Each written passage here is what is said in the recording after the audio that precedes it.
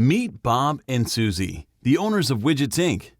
Their business is growing, and they need to enhance their phone system to meet their ever-changing needs. Let's start with Bob. Bob is located in Toronto, but much of his business is coming from London, England. So he decides to purchase a local London number.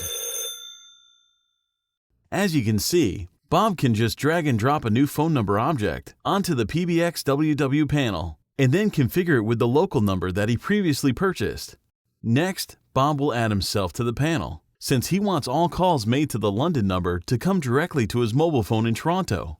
He configures his object for a mobile connection, gives the connection a unique identifier, and enters his mobile number. Now that Bob has added both a local London number and himself to the panel, he can simply click and drag a cable between the two objects to create the connection. The voice system is immediately active, and all calls made to the London number will ring through Bob's mobile phone in Toronto. Bob is also spending more time in his office, so he decides he would like the London number to also ring to his office in Toronto. To do this, Bob simply opens his object on PBXWW and clicks the plus button to add another contact method, specifically a landline. He then gives the contact method a unique identifier and enters his office number in Toronto. As you can see, the system will now ring both Bob's mobile phone and his office phone simultaneously anytime someone calls the London number. What's even better is, if Bob wants his office number to ring first, since that's where he spends most of his time, he can simply slide the mobile contact method down the timeline so that it will start ringing when the office line stops ringing. Or he can stretch a contact method if he wants that phone to ring for a longer or shorter period of time.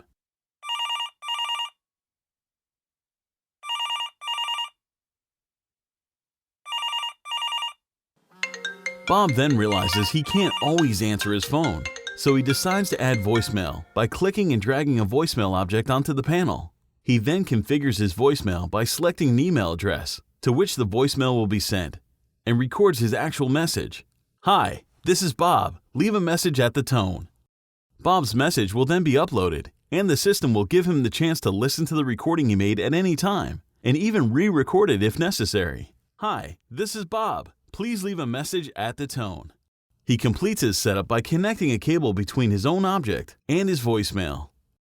Now let's bring Susie into the scenario. Bob would prefer that Susie should answer the phone if he's unavailable, so they add Susie onto the panel and place her between Bob's object and Bob's voicemail. Once her information is entered and the cables are attached, any calls made to the London number that Bob doesn't answer will automatically go to Susie.